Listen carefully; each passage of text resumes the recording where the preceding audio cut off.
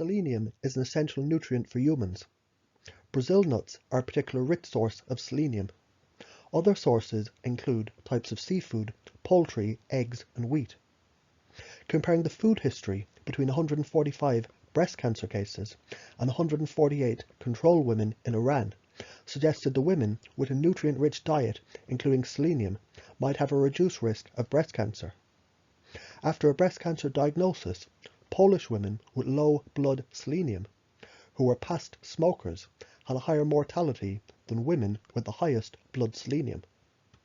An observational study using diet records showed Swedish women who smoked and had low estimated selenium intake before the diagnosis might have reduced chances of survival.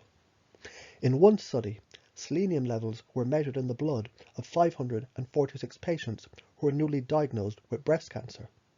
The women with the lowest levels of selenium were more than twice as likely to have died during the 5-year follow-up than the women with the highest levels.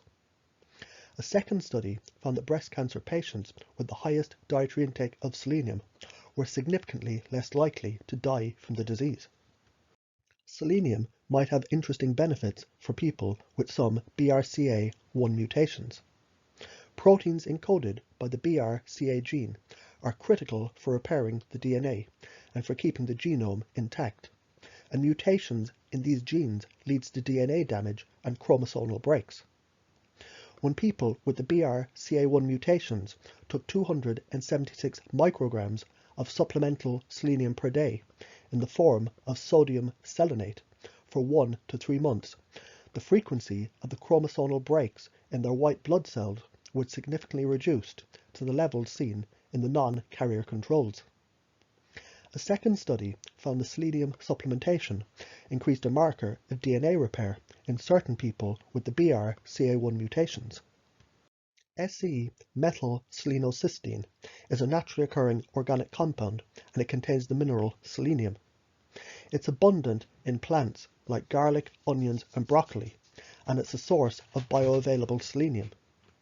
It's been shown to be an effective inhibitor of breast cell growth in lab studies, and has significant anti-cancer activity. Moreover, in lab studies, it has a very effective selenium chemopreventative compound, and it caused breast cancer cells to self-destruct.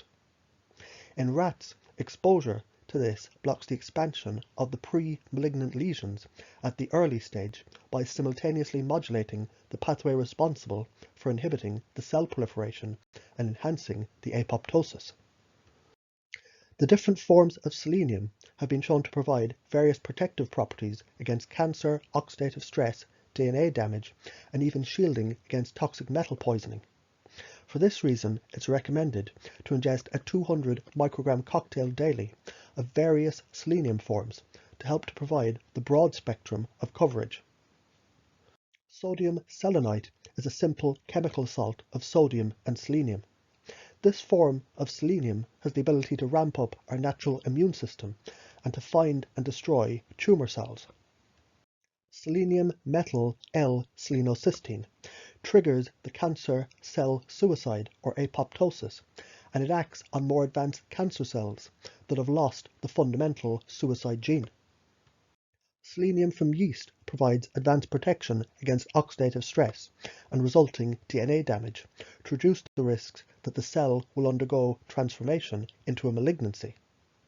Because optimum cancer prevention requires protection from DNA damage, enhanced self-destruction of malignant cells, and a boosted immune system, the benefits of using multiple forms of selenium are obvious. Long-chain omega-3 fatty acids, abundantly found in fish oil and flaxseed, are a type of lipid, and they make up our cell membranes. Greater omega-3 intake can reduce the chance of breast cancer recurrence.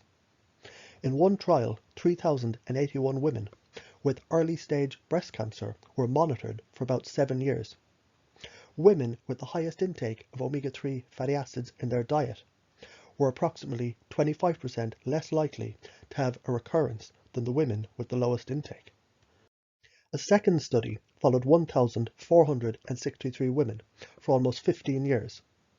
The higher than average dietary intake of boiled or baked fish other than tuna, and the omega-3 fatty acid DHA, at least 60 milligrams per day was associated with a 34% and 27% reduction in risk of death, respectively, compared with those with minimal or no intake. Some lab data suggest omega-3 fatty acids integrate into the tumor cell membrane and they make them more sensitive to chemotherapy.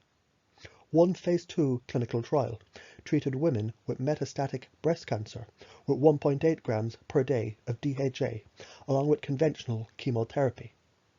Although there was no control group in the trial, the researchers found the women with the highest intake of DHA in their plasma membranes survived the longest. Breast cancers have high numbers of inflammatory cells. The inflammation can contribute to tumor development and progression. Omega-3 fatty acids can help to reduce the inflammation. A 30-day randomized trial of 45 women with breast cancer compared the markers of inflammation in the women who were taking 1.8 grams per day of omega-3 fatty acids and a placebo group taking 2 grams per day of mineral oil.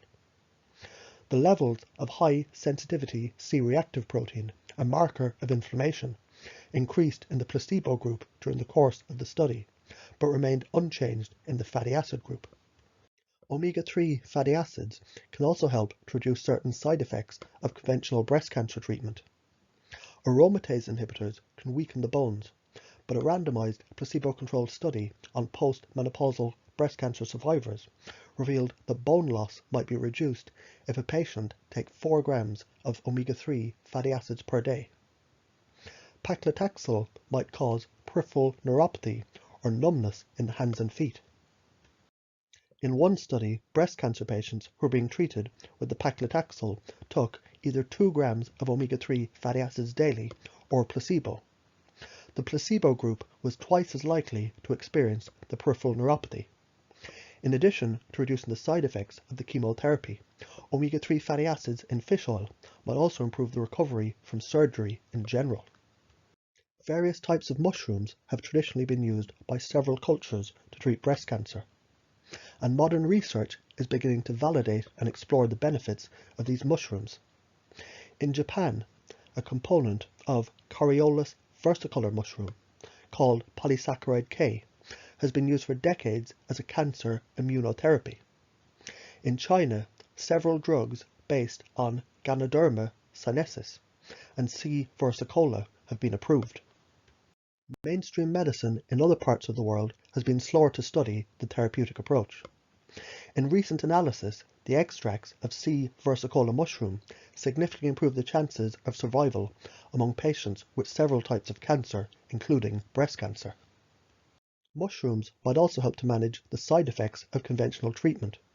Women who were taking extracts of Agaricus sylvaticus had better appetite and nutritional status than the women taking a placebo. A powdered form of the reishi mushroom might reduce fatigue and improve quality of life for breast cancer patients. Several studies have investigated the effects of various kinds of mushrooms on the immune system. The immune system is often suppressed in cancer patients, and some mushrooms might reverse this suppression and allow the immune system to fight the cancer again. Ganoderma lucidium was found to increase the T-cell numbers in patients who were undergoing chemotherapy. An extract of the maitake mushroom, about 700 milligrams per day, increased the number and the activity of natural killer cells and some types of T-cells in breast cancer patients. An extract of Tamates versicolor mushroom at 6 to 9 grams per day, or combined with an extract of C. versicolor, had similar effects. Melatonin is a hormone that regulates the sleep-wake cycle. It's naturally produced by the body at night. For women with breast cancer, the melatonin supplements can help them to sleep while also managing the symptoms of the disease itself or the side effects of the treatment. For instance, women who are recovering from breast cancer surgery taking 6 milligrams of melatonin about 1 hour before bedtime slept significantly better. In another study, the same dose of melatonin also reduced depression in a similar group of patients. Disruption of a sleep-wake cycle might increase the risk of breast cancer. For example, studies suggest night shift workers might be at an increased risk. This effect might be partly due to reductions in melatonin levels in these workers. In lab studies, melatonin has demonstrated many anti-cancer properties. Supplemental melatonin slowed the tumor growth in animal models. Data on supplemental melatonin in breast cancer patients is limited. One study enrolled 14 women with metastatic breast cancer who were not responding well to tamoxifen. These participants took 20 milligrams of melatonin before bed. The cancer was stable in 8 of the patients, and 4 patients responded. The same research group conducted a follow-up randomized study in 40 patients with estrogen receptor negative breast cancer. About half of the patients were treated with tamoxifen alone, and the others were treated with tamoxifen plus melatonin at 20 milligrams per day. 7 of the 19 patients who were treated with the melatonin responded to the treatment, but only 2 of the 21 patients taking the tamoxifen alone responded. Lastly, topical melatonin might help to prevent skin irritation resulting from radiotherapy. In Phase 2 trial, melatonin or placebo was applied to the skin of breast cancer patients during irradiation and 2 weeks after the end of the radiation therapy. 90% of the patients in the placebo group experienced mild or moderate radiation-induced skin irritation, but only 59% in the melatonin group were affected. Vitamin D is synthesized in the skin during exposure to sunlight. In the winter, less than half of the humans worldwide have the minimum recommended level of vitamin D. Unfortunately, vitamin D level can drop during the treatment for breast cancer. Several studies suggest vitamin D is beneficial in women with breast cancer. For instance, in a recent study that followed a group of women previously treated for breast cancer, those with the highest levels of vitamin D in their blood were 28% less likely to have died during the 8-year follow-up than the women with the low levels. A meta-analysis found that every 4 nanograms per milliliter increase of vitamin D decreased the risk of breast cancer death by 6%. Data on vitamin D supplementation for women with breast cancer is limited. Several studies have found supplementation with vitamin D can improve the blood levels of vitamin D in the patients who are taking the aromatase inhibitor letrozole or anastrozole. Letrozole and other aromatase inhibitors might cause side effects in the bones or the muscles, and these symptoms are worse in the women with low vitamin D levels, and supplementation can relieve some of these symptoms. One study found 50,000 international units of vitamin D3 weekly added to a standard daily vitamin D and calcium supplement reduced joint pain in women who are undergoing aromatase inhibitor therapy. Importantly, only women whose 25-hydroxy vitamin D levels were 40 nanograms per milliliter or below received the 50,000 international units of vitamin D supplementation, and there was no placebo control, only a control group who was treated with standard calcium plus vitamin D supplements. The beneficial effects was more pronounced in women with higher blood levels of 25-hydroxy vitamin D, which was more than 66 nanograms per milliliter. Vitamin C, or ascorbic acid, is abundant in fruit and vegetables. The vitamin C is important for the immune health and the protection of cells from free radicals. Many cancer therapies are designed to destroy the cancer cells with free radicals. Researchers have hypothesized that vitamin C can protect the healthy cells from the damage without protecting the tumor cells. After diagnosis, breast cancer patients who were taking supplemental vitamins, including vitamin C, were 22% less likely to have breast cancer recurrence after the treatment than those who were not taking supplements.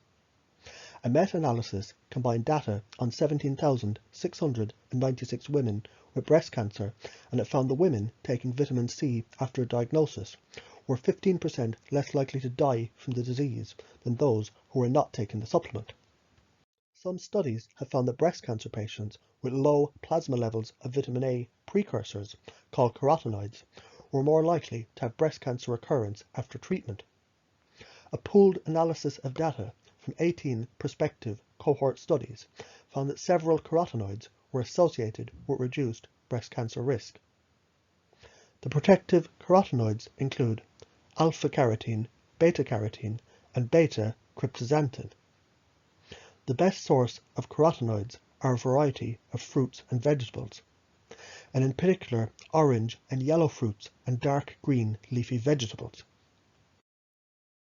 For more on breast cancer, herbs, supplements, and natural treatment plans, check out my website.